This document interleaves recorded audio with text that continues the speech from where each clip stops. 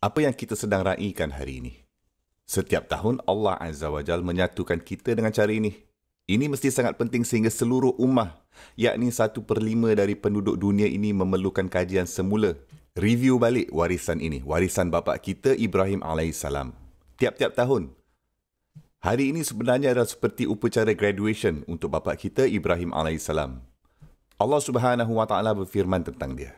Wa izibtala Ibrahim rabbuhu bikalimatin fa'atammahunna. Robnya telah mengujinya dengan semua jenis arahan-arahan yang sangat sukar dan dia memenuhi semuanya.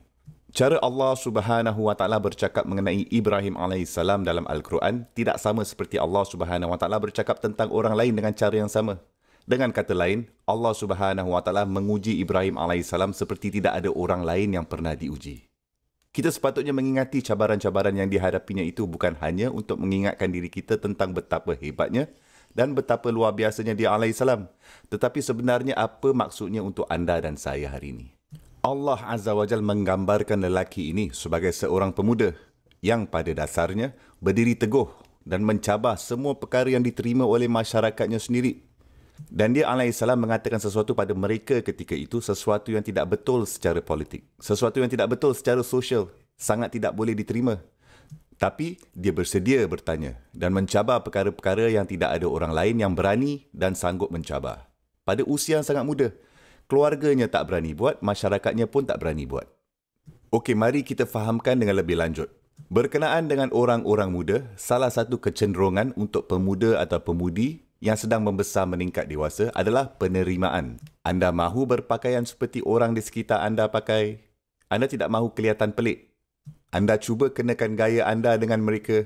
Anda juga mahu bercakap dengan cara bahawa semua orang akan berpendapat bahawa anda ini boleh diterima dalam kumpulan itu.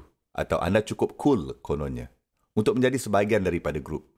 Dan jika anda akan menjadi orang yang lain dari yang lain, diejek semua orang akan berkata, kau ni kenapa, dah gila ke? Macam mana kau boleh cakap macam tu? Anda satu-satunya dengan cara itu. Dan anda akan berfikir dalam fikiran anda, saya tak bolehlah melakukan macam ni. Saya harus berusaha untuk kenakan gaya dengan mereka. Itu sebahagian daripada harga diri anak muda yang masih rapuh. Daripada tegas berdiri di atas kaki mereka sendiri, sebaliknya mereka lebih suka bersembunyi di kalangan orang ramai. Sehingga hari ini di sekolah menengah, college, lebih banyak sekolah menengah lah, dan sekolah menengah sekarang, anda mempunyai pemuda-pemudi yang berpakaian seperti apa yang kawan mereka pakai. Betul. Mereka tidak membuat keputusan semata-mata bagaimana mereka harus berpakaian sendiri tapi ikut orang lain. Atau dengan sesiapa mereka harus lepak, atau jenis perkataan-perkataan yang digunakan, atau bahasa yang harus mereka gunakan, mengikut jenis muzik yang akan mereka dengarkan, atau masa lapang yang akan mereka habiskan, ditentukan oleh tekanan rakan sebaya. Mereka mesti fit in, mereka mesti sesuaikan diri dengan social pressure. Okey, anda membawa anak-anak anda pergi shopping, beli barang. Dan mereka berdebat dengan anda tentang kita mesti pakai beg yang inilah. Dan kita mesti mendapatkan pakaian macam inilah sebab ini lebih sesuai dengan jenis-jenis kawan yang saya lepak dengan. Mereka tidak akan mengejek saya jika saya memakai jenama ini atau jenama itu atau jenama lain, kan? Okey, fikirkan apa yang dilakukan oleh Ibrahim alaihissalam. Dia pergi mencabar orang lain pada usia yang muda itu. Dia sanggup berdiri teguh dan mencabar norma masyarakatnya. Dan dia alaihissalam telah menjadi objek ejekan.